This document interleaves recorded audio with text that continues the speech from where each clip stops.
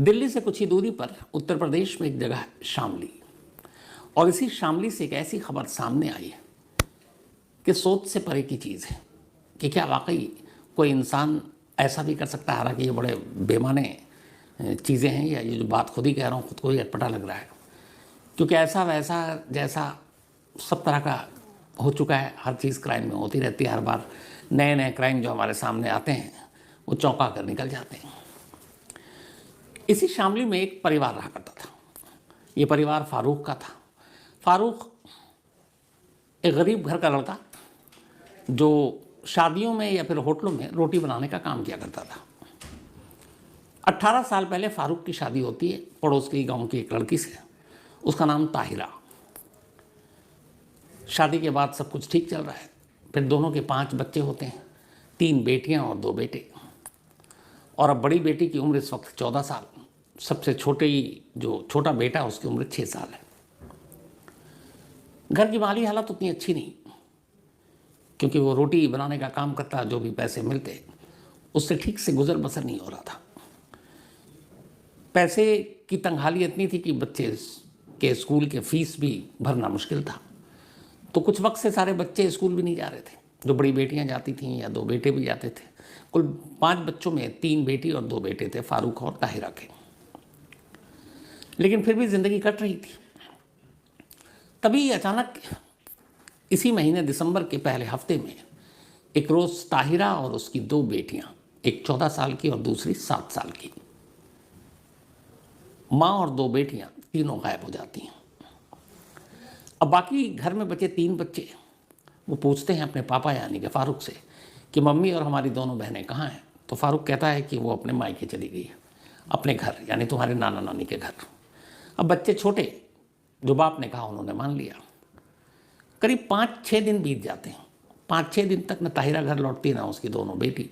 अब मायके भी बहुत दूर नहीं, एक गांव का फासला। इधर 1 हफ्ता हो गया, लगभग 6 दिन ताहिरा अपने घर वालों से बात भी नहीं कर रही, अपने माँ बाप से। और ऐसा होता नहीं, हर 2-3 दिन में एक फ़ोन कर लेती थी। तो माँ बाप को ये फिक्र हुई। तो ताहिरा के जो फादर हैं, वालिद, वो पहुँचते हैं गाँव और फारूक से पूछते हैं कि मेरी बेटी और बाकी दोनों मेरी नातिन कहाँ हैं। अब उसने अपने बच्चों को तो ये बता रखा था कि मायके गई हैं, लेकिन मायके से खुद फारूक के ससुर साहब आ चुके हैं। तब उनसे क्या बोले, तो उसको बताया कि एक दिन झगड़ा किया और गुस्से में वो दोनों बेटियों को लेकर निकल गई। ये बात मतलब यकीन करने लायक नहीं था ताहिरा के फादर के लिए, क्योंकि उन्हें मालूम था कि उनकी बेटी कभी ऐसा नहीं कर सकती। बिना बताए हुए अगर गुस्से में कहीं जाएगी भी तो अपने ही घर आएगी। तो उन्होंने अपने लेवल पे पता करना शुरू किया। उन्हें शक हुआ फारूक के ऊपर। फिर वो गांव के प्रधान के पास गए और उन्होंने कहा कि मेरी बेटी और मेरी 2 नातिन पिछले 6 दिनों से गायब है। और इस दौरान में बाकी के जो 3 बच्चे थे उनसे भी बात करने का मौका मिला। तो बच्चों ने अपने नाना को बताया कि पापा ने तो ये कहा है कि वो आपके यहाँ यानी कि नाना नानी के घर गए हुए। तो अब 2 तरह की बातें सुनकर ताहिरा के फादर को शक हुआ और उन्होंने गांव के प्रधान के पास जाकर ये सारी बात बताई। प्रधान को भी लगा कि कुछ गड़बड़ है। तो प्रधान ने कहा कि चलो मेरे साथ पुलिस स्टेशन चलो। अब दोनों पुलिस स्टेशन जाते हैं। प्रधान की मौजूदगी में ताहिरा के फादर कंप्लेंट दिखाते हैं कि उनकी बेटी और 14 बरस की और 6 बरस की उनकी नातिन गायब है 1 हफ्ते से। और उन्हें शक है कि कहीं उसके शौहर ने कुछ उनके साथ उल्टा पुल्टा ना कर दिया। पुलिस रिपोर्ट लिखती है। रिपोर्ट लिखने के बाद आप फारूक से पूछताछ करने का फैसला करती है। फारूक को थाने बुलाया जाता है। फारूक वही कहानी सुनाता है कि उससे झगड़ा हुआ, मुझसे कुछ पैसे मांग रही थी, मैंने दिया नहीं। गुस्से में वो उठी और अपनी दोनों बेटियों को लेकर निकल गई। लेकिन बच्चों से झूठ बोला।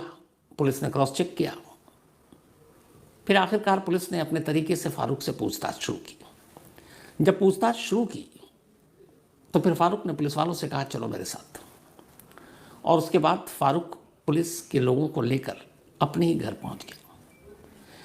जब वो घर पहुंचता है तो वहां जाकर घर के अंदर इशारा करता है एक सेप्टिक टैंक की तरफ उंगली करके कि मैंने अपनी बीवी और दोनों बेटियों को मारकर इसी घर के अंदर इसी जगह दफना दिया है। ये जो आप तस्वीर देख रहे हैं खुदाई की, ये उसी वक्त की है जब उसने पुलिस को अपने घर में बुलाया और कहा। उसके थोड़ी देर के बाद फिर पुलिस के आला अफसर भी पहुंचे और मजदूरों को बुलाया गया और खुदाई का ये काम शुरू हुआ। खुदाई होती रही। अब एक तरफ पुलिस की एक चश्मदीद एक गवाह वो कह रहा है मैंने यहाँ मार के दफनाया है, 6 दिन हो गए, 3 लोग गायब हैं, सारे डिस्ट्रिक्ट के आला अफसर भी मौजूद हैं। अब पुलिस को ये लग रहा 5 फीट तक गहरा गड्ढा खुद चुका है, कुछ मिला नहीं, कि अगर गवाह ने झूठ बोला क्या या गवाह की इस पर न मिला तो फिर आगे क्या करेंगे। उधर ताहिरा के घर वाले भी उसी भीड़ में शामिल हैं जहाँ खुदाई हो रही है और उनका दिल धक धक कर रहा है कि बस ये झूठ निकले और इस गड्ढे से कोई लाश न बाहर आए। इसी कश्मकश और उधेड़बुन के बीच अगले करीब आधे घंटे तक खुदाई का काम चलता रहा। आधे घंटे बाद जब करीब 7 या 8 फीट गहरा गड्ढा खुद चुका था तब अचानक बदबू आनी शुरू हुई। लोगों ने अपने नाक पर हाथ रखे और फिर और गहराई में खोदने के बाद एक एक कर 3 लाशें घर के अंदर ही दफन बाहर आ जाती हैं। फारूक ने पुलिस से सच कहा था। ये 3 लाशें, उनमें से एक ताहिरा थी, कपड़ों से उस वक्त शिनाख्त की गई क्योंकि हालत ऐसी थी नहीं। 2 लाशें छोटी बच्चों की थी जिनमें एक 14 साल की उसकी बेटी है और दूसरी 7 साल की। तीनों लाशों की कपड़ों से शिनाख्त हो चुकी थी। फारूक की गवाही पर ही घर के अंदर ये खुदाई हुई, वहीं से लाश मिली। इसका मतलब ये था कि 3 कत्ल फारूक नहीं किए। पुलिस फारूक को गिरफ्तार कर लेती है। इसके बाद अब उससे डिटेल में कहानी पूछती है और फिर वो जो बताता है वो कहानी किसी इंसान के कत्ल के लिए वजह बन जाए, यही चीज़ चौंकाती है। आगे मैं कहानी आपको बताऊं उससे पहले ये शामली के एसपी साहब हैं, एनपी सिंह, इन्होंने कुछ कहा। मैं पहले आपको वो सुनाना चाहता हूँ, बहुत ज़रूरी है। तो एनपी सिंह शामली के एसपी बाकायदा कैमरे पर कुछ कह रहे हैं, ये आप सुनिए। उन्होंने बताया कि साहब मेरी शादी 18 वर्ष पहले हुई थी। मैं अपनी पत्नी को काफ़ी पर्दे में रखता था, नकाब और बुर्के में, कभी उससे बाहर नहीं निकली थी। लेकिन विगत 1-2 महीने से काफ़ी झगड़ा हमसे कर रही थी और 1 महीने पहले वो हम अपना बुर्का और नकाब निकाल के फेंक दिया। उसने बताया कि अब मैं ओपन रहूँगी, हम भी काम करेंगे और हमारे बच्चों को दिक्कत हो रही है। फिर वो अपने आप चली गई एक पब्लिक ट्रांसपोर्ट से अपने मैके मुजफ्फरनगर में। इस बात से वो काफ़ी नाराज़ था कि ये जो इसने पर्दा हटाया, जो नकाब बुर्का हटाया, इससे हमारी बड़ी बेइज्जती अपमान हुआ। ये खुले गई यहाँ से पब्लिक ट्रांसपोर्ट में, मैंने कभी ऐसा नहीं होने दिया था। इसी बात करके नाराज़ रहता था वो। ये पुलिस का स्टेटमेंट है और एसपी रैंक के अफसर बाकायदा मीडिया से बात करते हुए बता रहे हैं। अब इस वजह पर कौन नहीं चौंकेगा, लेकिन जो पूरी कहानी है वो ये है कि 18 साल पहले जब फारूक की शादी हुई ताहिरा से, तो फारूक ने हमेशा अपनी बीवी को पर्दे में रखा। बहुत सारे मुस्लिम फैमिली रखते हैं, उसने भी रखा। ताहिरा ने कभी इस पर एतराज़ भी नहीं किया, ना विरोध किया, और इस तरीके से ज़िंदगी आगे बढ़ती रही। 5 बच्चे भी हो गए, पति पत्नी साथ रहे, सब कुछ ठीक था। लेकिन अब जब बच्चे बड़े हो रहे थे और इन बच्चों को स्कूल से भी हटा लिया गया क्योंकि पैसे कम थे, एक अकेला कमाने वाला फारूक और उसकी भी आमदनी बहुत ज़्यादा नहीं, तो ताहिरा को लगा, वो थोड़ी पढ़ी लिखी थी, कि अगर मैं भी अपने शौहर का हाथ बटाऊं तो शायद घर की माली हालत सुधर जाए। बट हाथ बटाने के लिए ज़रूरी है वो कोई कामकाज करे। तो ताहिरा चाहती थी कि वो कोई नौकरी कर ले छोटी मोटी आसपास में, और जो भी पैसे आएंगे कम से कम बच्चों की परवरिश ठीक से हो जाएगी, घर की हालत थोड़ी सुधर जाएगी। उसने अपने शौहर यानी फारूक से ये कहना शुरू किया कि देखो हम दोनों मिलकर काम करेंगे तो घर की हालत बेहतर होगी। लेकिन फारूक इसके लिए तैयार नहीं था। वो नहीं चाहता था कि उसकी बीवी दहलीज पार करे घर की और कोई काम करे या नौकरी करे। इस बात पर अक्सर दोनों में बहस भी होती थी। नवंबर के महीने में, नवंबर पहला हफ्ता, एक रोज़ फिर दोनों में इस बारे में बात हुई और घर की माली हालत को लेकर ताहिरा ने कहा अपने शौहर से कि मुझे आप नौकरी करने दो और उससे पैसे आएंगे, बच्चों का करियर भी अच्छा बनेगा, उनको हम अच्छी बेहतर ज़िंदगी देंगे। इसी बात पर मियाँ बीवी में उस दिन बहुत ज़बरदस्त झगड़ा हो गया। झगड़ा इतना बढ़ा कि ताहिरा को गुस्सा आया और ताहिरा अपने घर से मायके के लिए निकल गई गुस्से में। मायके तक जाना उसका ठीक था, लेकिन जो चीज़ बुरी लगी फारूक को वो ये कि वो घर से बाहर निकली पहली बार बिना नकाब के, बिना बुर्के के, और गुस्से में वो चली गई। गुस्से में उसका जाना फारूक को इतना बुरा नहीं लगा। उसे ये लगा कि उसकी बीवी बिना बुर्के के घर से बाहर निकल गई। मोहल्ले के लोग, ख़ानदान के लोग उनके सामने मेरी नाक कटा दी कि बिना पर्दे के कैसे बाहर जा सकती है। अब ताहिरा घर छोड़कर जा चुकी थी। घर से निकली, उसके बाद उसने एक सरकारी जो बस है रोडवेज, यूपी रोडवेज ट्रांसपोर्ट का, वो बस पकड़ी और फिर अपने मायके पहुंच गई। बाद में कुछ जानकार जो फारूक के थे उन्होंने बताया कि मैंने तुम्हारी बीवी को देखा और वो बस में जा रही थी। अब फारूक को और बुरा लगा कि लोग उसको, इसकी बीवी को बिना बुरके के देख रहे हैं और वो बस में बिना नकाब के चली गई।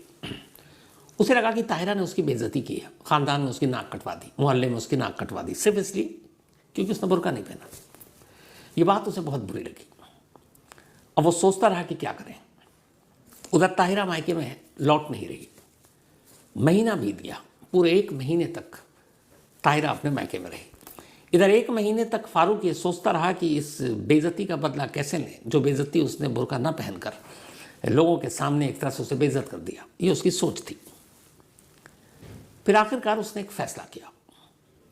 उसने कहा कि वो नौकरी करेगी, क्या पता मायके से लौटे ना लौटे, और अब बिना हिजाब, नकाब या बुरके के वो गई है, आइंदा शायद ना पहने, तो उसे कैसे रोकें।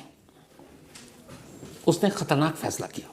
उसने कहा कि ताहिरा को मार देते हैं, ताकि आने वाले वक्त में कभी उसको ऐसी बेइज्जती ना सहनी पड़े कि लोग कहें कि तुम्हारी बीवी तो बिना पर्दे, बिना नकाब के बाहर घूम रही है। इसी के बाद उसने पूरी प्लानिंग की। सबसे पहले वो कैराना गया, वहाँ से उसने देसी कट्टा खरीदा, कारतूस खरीदे। फिर घर आया।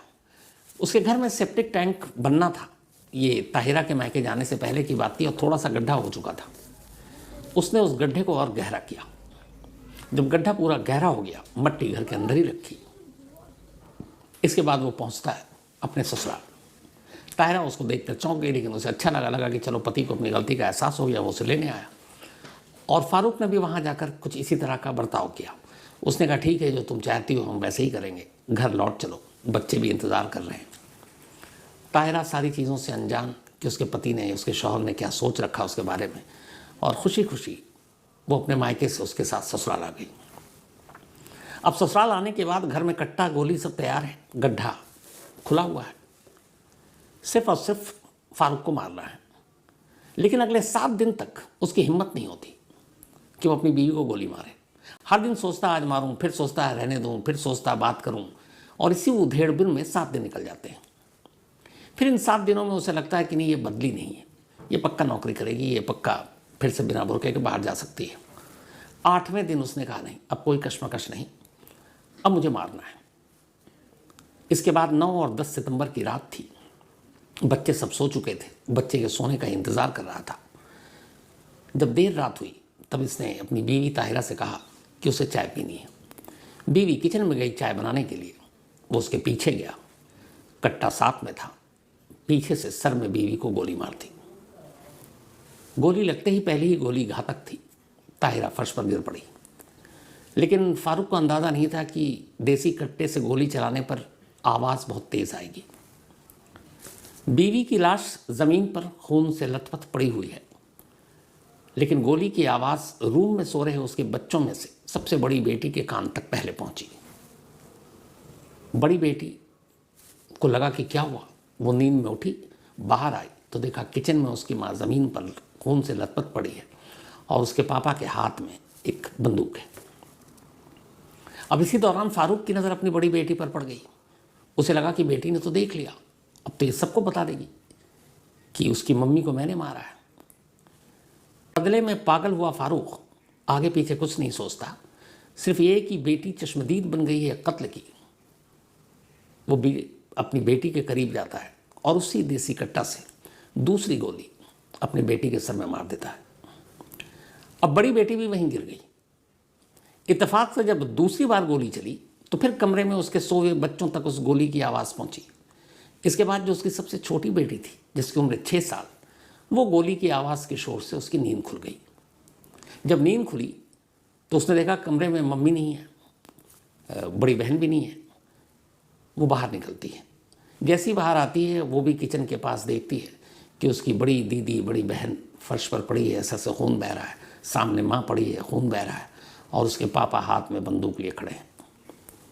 अब फारूक को लगा कि ये भी विटनेस है, 6 साल की है, बोलती है, समझदार है, तो ये भी बता सकती है कि ये 2 कत्ल मैंने किया।